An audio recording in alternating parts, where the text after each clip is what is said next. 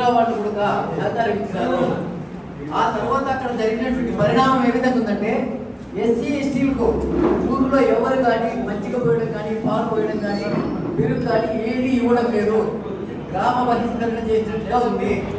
దానికి మన వాళ్ళకు పన్నులకు వచ్చే వాళ్ళు అయ్యా మీరు చాలా పెద్దోళ్ళు, మీ పన్నులు మాకు అవసరం లేదు, మీరు మా మానుకోండి అని చెప్పారంటే తిండి తిప్పలు కూడా ఇప్పుడు కాళ్ళ వేలబడి మన రెడ్డి పరిపాలిస్తున్నారు.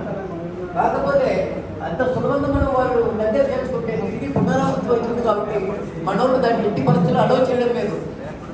రాష్ట్ర దండోర సంఘం గొప్పగా ప్రకల్పాలు పలికింది.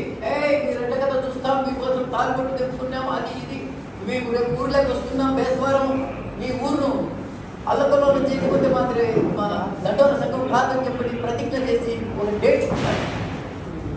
తర్వాత వాళ్ళకి పోయిన ఇన్ఫర్మేషన్ ఏమంటే మగవాళ్ళు కాదు మిమ్మల్ని కొట్టేది, ఆడవాళ్ళు కింద వేసి ఉత్తలు పోసి తొక్కి కొడతారా నా కొట్టల మీరు అక్కడ పోతే అని చెప్పి ఇన్ఫర్మేషన్ పోయింది. దానివల్ల డైరెక్ట్ అయిపోయి తిమ్మని నోరు కూసుకుంటున్నారు. అంటే మన యొక్క రెడ్ల ధనాకర్ అక్కడ చూపించడం కాబట్టి ఎస్సీ ఎస్టీ యాక్ట్లు రద్దు చేయాలని చెప్పని మనం గట్టిగా పట్టుబట్టాం. కాబట్టి అక్కడ ఉన్నటువంటి చుట్టూ ఉన్నటువంటి పల్లెలన్నీ కూడా అక్కడ ఉన్నటువంటి ఈ ఎస్టీలను దూరంగా పెట్టిన దాని వల్ల ఈ రోజు పనులు లేక ఆహారం లేక ఊరు వదిలిపెట్టిపోయే పరిస్థితికి వచ్చినారు.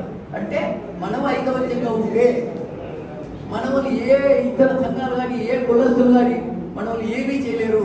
ఎప్పుడు రెడ్డి పై చేయగానే ఉంటాడు, అందరికీ ఆదర్శంగానే ఉంటాడు అని చెప్పి నిరూపించినటువంటి గ్రామము చెనిగలగూడు.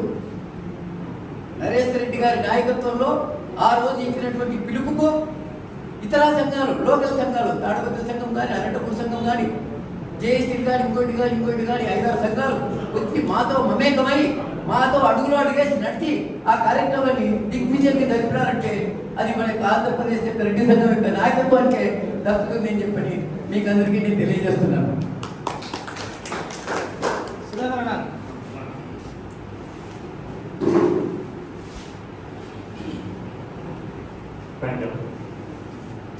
ఇప్పుడు మన అన్నప్రాణి విజయభాస్కర్ రెడ్డి గారిని